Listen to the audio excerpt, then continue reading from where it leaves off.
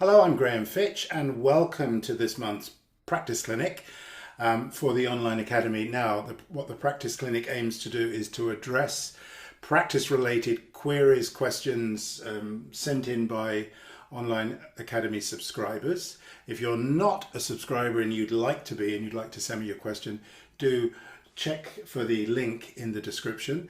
And as we go along here, please feel free to leave your comments and of course like the video.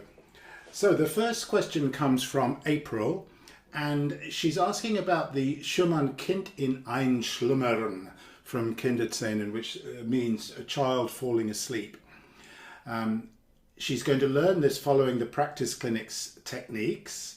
There's no way for me to reach the left hand tenths. Well, we'll come to that in a moment. What are good techniques to ensure you keep the note part of the left hand chord instead of it sounding like it's part of the right hand melody? Okay, I'll tell you what I'm going to do with this question. I'm just going to go through the beginning part of this piece and just hopefully touch on some of these things that you mentioned, April. So let me just play a little bit of it as it's supposed to be, hopefully. So we've got this kind of hypnotic feeling, very dreamy already at the beginning.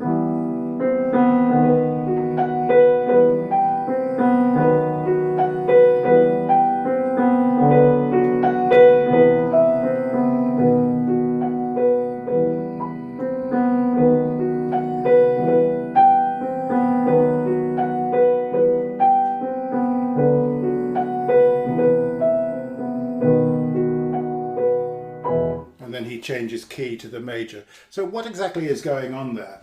Where is the leading voice? Well, we've got a recurring motif in the tenor part of the left hand, and you can see the care that Schumann's taken over this. We can see the stems up in the left hand.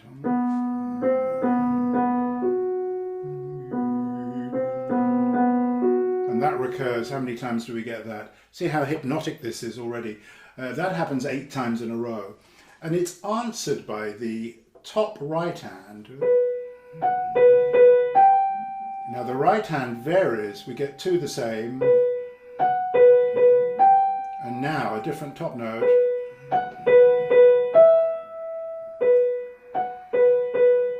An octave. What would it sound like if I put just those 2 elements together?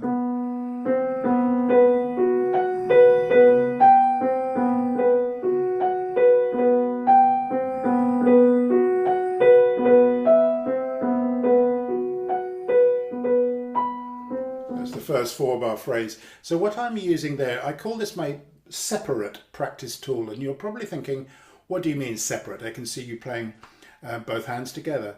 Well, I'm not talking about separate hands, I'm talking about separate strands, separate layers, because that's only actually 2 layers. If you look at the underneath right hand, you'll notice that there's a crotchet B with a stem down, kind of like a tolling bell. And that happens on every beat, apart from the first beat, relentlessly through the phrase. You've got harmony in the bottom part of the left hand, crotchets, quarter notes, stems down. So let me play the stems down left hand and stems down right hand together.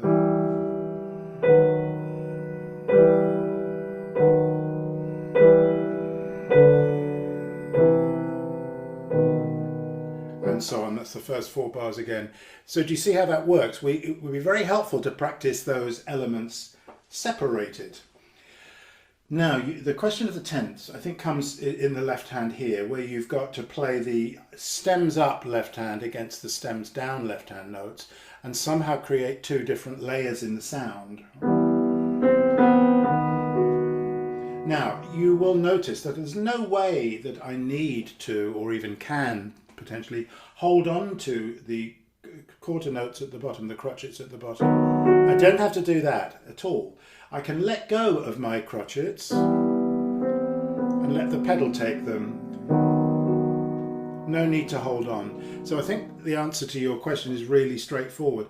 Let go of your left hand crotchets and let the pedal take care of them. So when I put that together,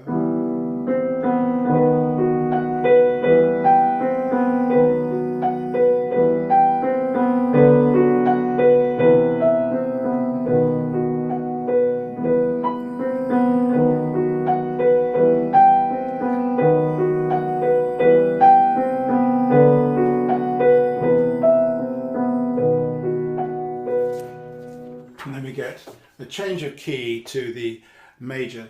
Again, similarly in the left hand, just release the pinky finger, let the pedal take care of the note lengths. The right hand, again, you don't have to hold on to everything. It would be really unnecessary and unpianistic to cling on to those notes for their full value. So I think I have addressed that question, April. Give those ideas a try, and I think you'll find that that's much, much easier. Ben has a question about the Krebs, that's Krebs, Toccata in E flat, bars 20 and 23. I'm too frequently missing the B flat and then hitting other black keys on the way up, the arpeggio. Also, in the left hand, I changed the fingering for bar 22. He gives a fingering 1, 2, 1 instead of the 3 that's suggested, in order to prepare for the B flat again. So sensible. I need to go over this with a metronome as it sounds awkward. Okay, fair enough. So the spot that he's talking about, let me just play you a little bit. Well, the B flat arpeggio, let me play from the bar before.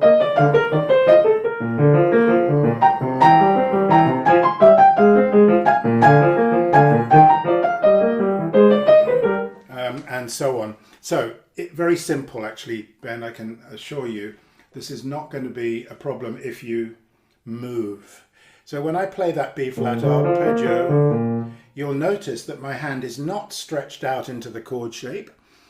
Even though that may seem intuitively good, because you're probably thinking, well, I can stretch an octave, no problem. I can play a B flat major chord with no problem. So why don't I just keep my hand open into the B flat chord and just wiggle my fingers one after the other? Well, that feels incredibly tight to me. I don't feel at all coordinated with that. I can do it, but it costs me, and I would never do it. So what I would do is to start off with my hand closed up, positioned so that I'm aligned over 5 and 3, and then over 3 and 2, and then finally over 2 and 1. So I would recommend practicing pairs of notes together.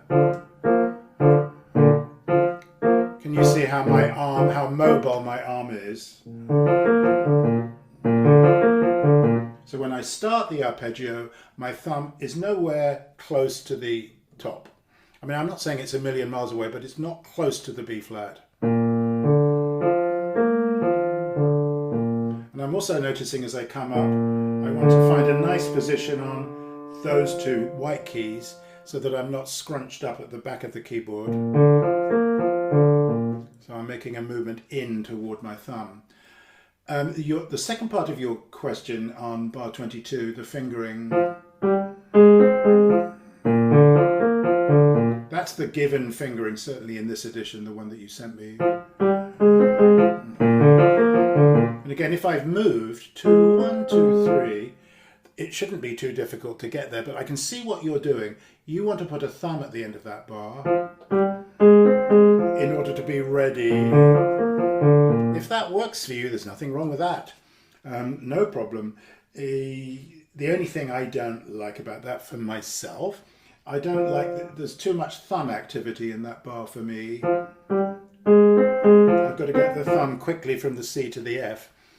It occurs to me you could do something like 4, 2, 4, 1 or 3, 2, 3, 1. You'd still end up with your thumb on the F, but you wouldn't have it on the C. If you did 4, 2, 4, 1, you know, maybe here, you don't need it here. Yeah, so if you want to experiment a little bit with that, you could just play a few arpeggios, broken not triads, common chords in a variety of different keys.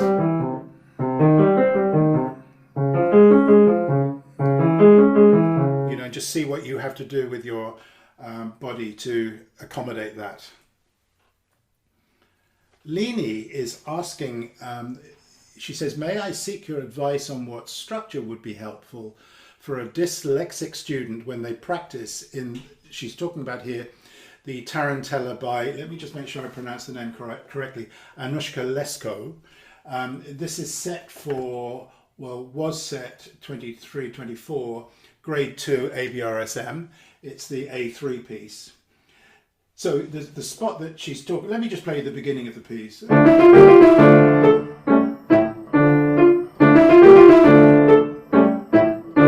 this is the spot that she's referring to.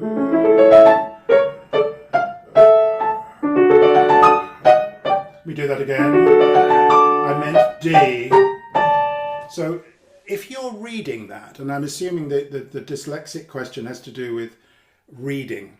Now, I have no expertise with dyslexia at all, so I'm just going to talk about this in relation to general practicing with a particular slant on reading, because there are ways of teaching music which do not rely first on reading.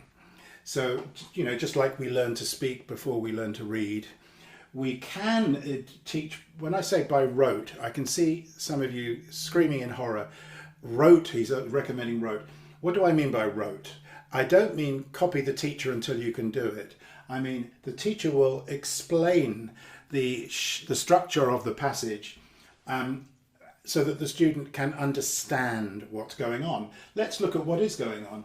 We've got a triad of A major in the left hand, answered by the same triad of A major in the right hand. I'm blocking these positions out, and I go over with my left hand onto the second finger. So I can block first, arrhythmically. I don't need to worry about rhythm.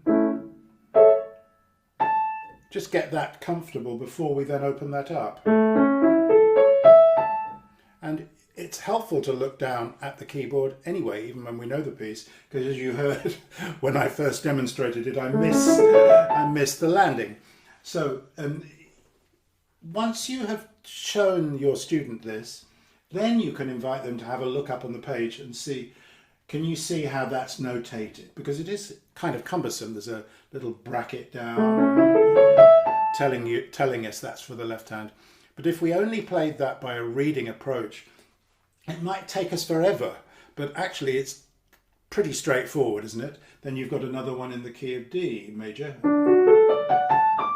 So for practice purposes, I've forgotten what scales are expected or required of grade 2. So we've got G and F majors, A and D minors, and then a couple hands separately. These are the scales. Arpeggios, 4 of them. So why not just do practice the arpeggios that way? A major, D major, E minor, G minor. Any keys that we know, we can practice that as part of the practice assignment for the week. Job done. And you can do it with a pedal, of course, as you would have to do here. This is a C major, D minor, E minor, F major. That's very good hand-eye coordination. What about the rest of the passage? Well, if we go back, now we've got 2 black notes played with the second finger in each hand, 2 white notes in contrary motion, a semitone apart, played by the thumbs. You'll notice I'm playing legato to start with, because that's helpful in order to feel the distance between one finger and the next, and also to hear the note connections that will eventually be broken.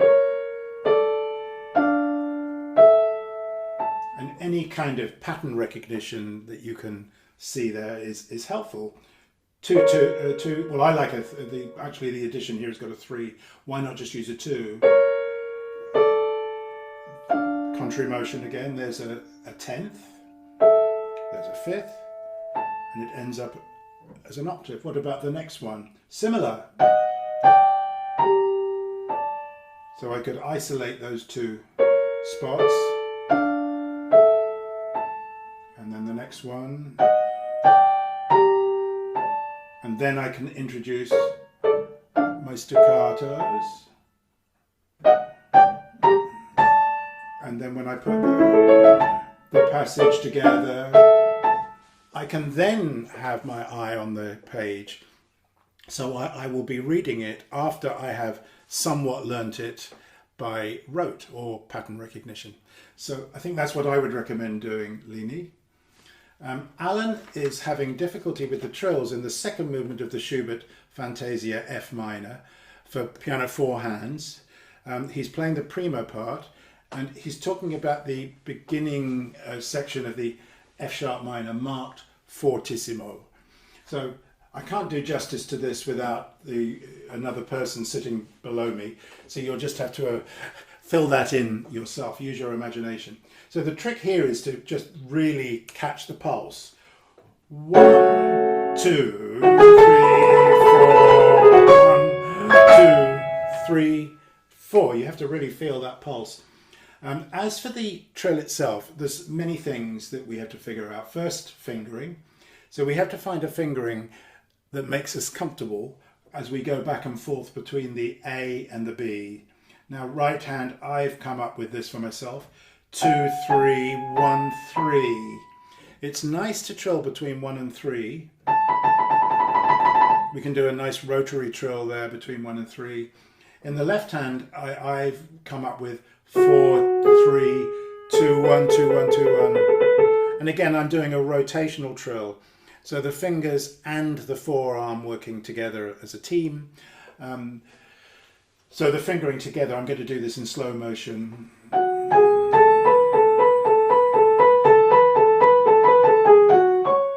Now that's measuring it out, and it's well worth practicing 2 or 3 different measured versions of any trill that you come across.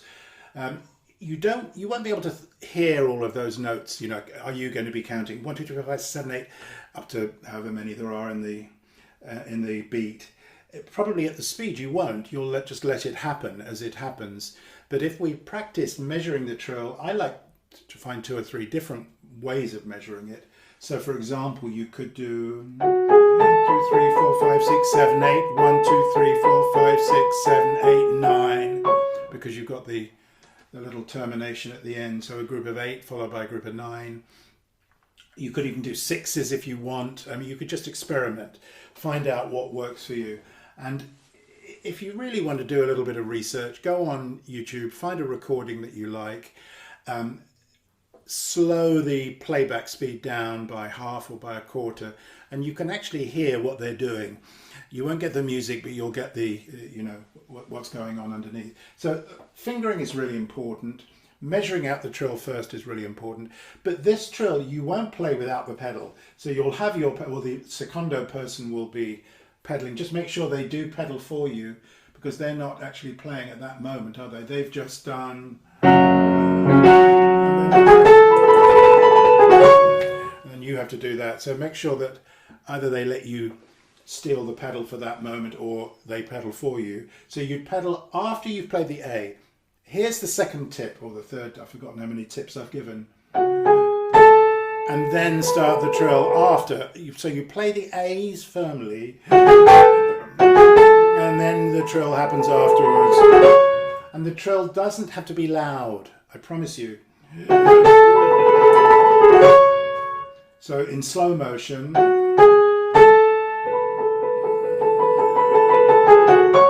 something along those lines. What else have I missed out there? No, I think that's it.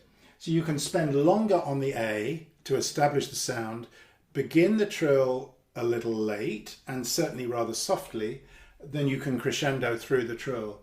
And it would be the same for all of those trills. Right, good. Rob has a question about the use of rubato. Now he's given quite a long description.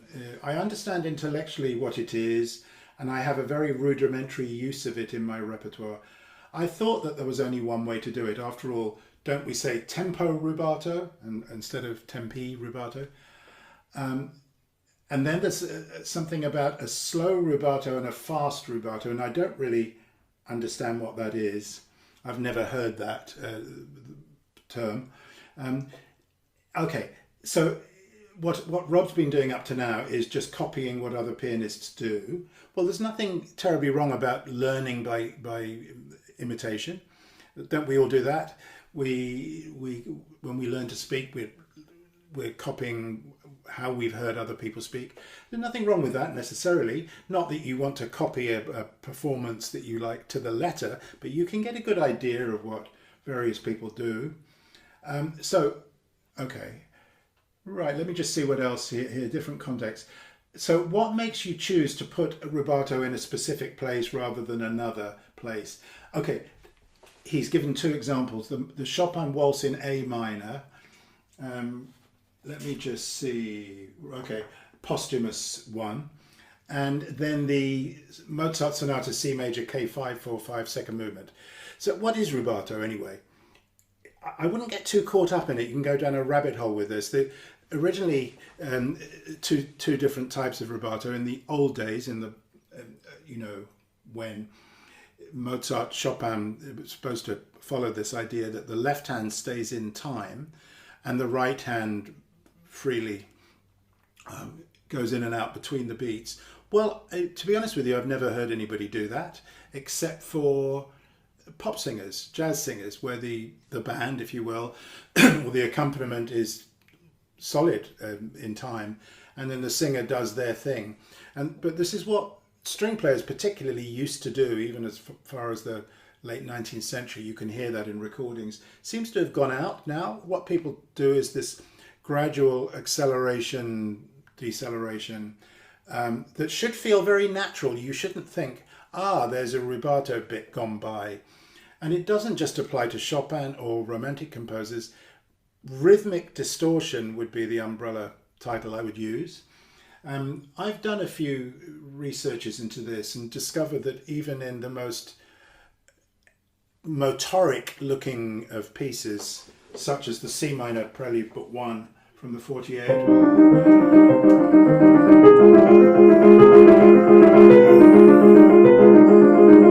there is a straying from a metronomic strict pulse, which kind of surprised me because it just sounds very natural when I play it.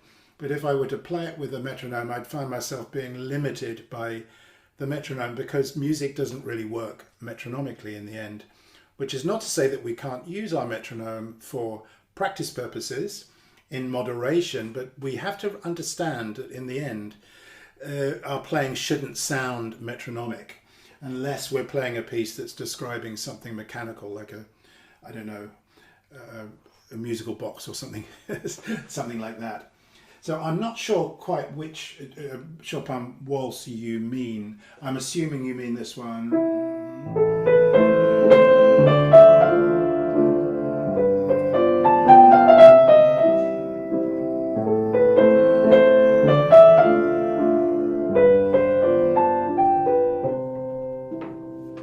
You probably could be thinking, well, that's a bit too much rubato, and it may be. And I may not do that type of rubato the next time I play it. But I like to do something on that top F in the second bar. Maybe something a little bit broader in those three notes.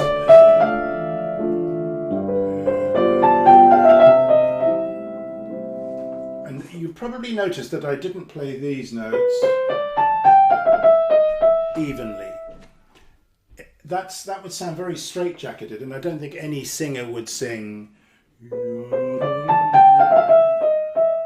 you have to try singing the line first, because that'll actually tell you the forwards, the backwards directions of the lines. Same with the bar 7. If I did that, I could play it with the best tone in the world and straight, and you wouldn't like it. Now let me bend it a bit. If I do that differently, that's probably a little bit mannered. But the idea is that you should feel the rubato. Don't do it mechanically. How do you develop rubato? I was thinking about this a little bit. And I just thought, well, perhaps you could play a scale or two with rubato, because normally we play our scales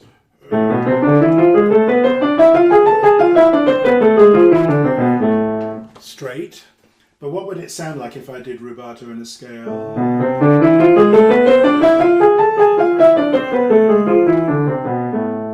You might try a little bit of that, Rob, and see see if that gives you some ideas.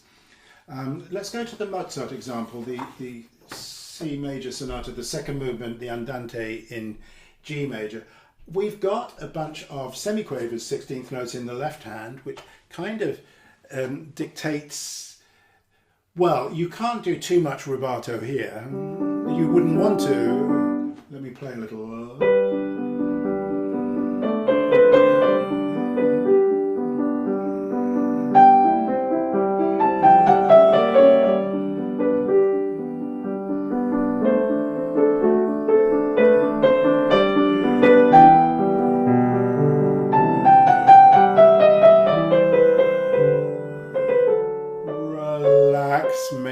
Maybe a little bit of a relax there. You see where the left hand stops. If you want.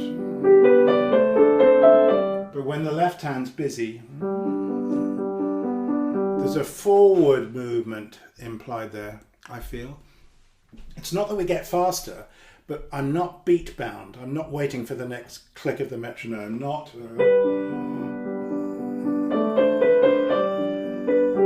Forwards.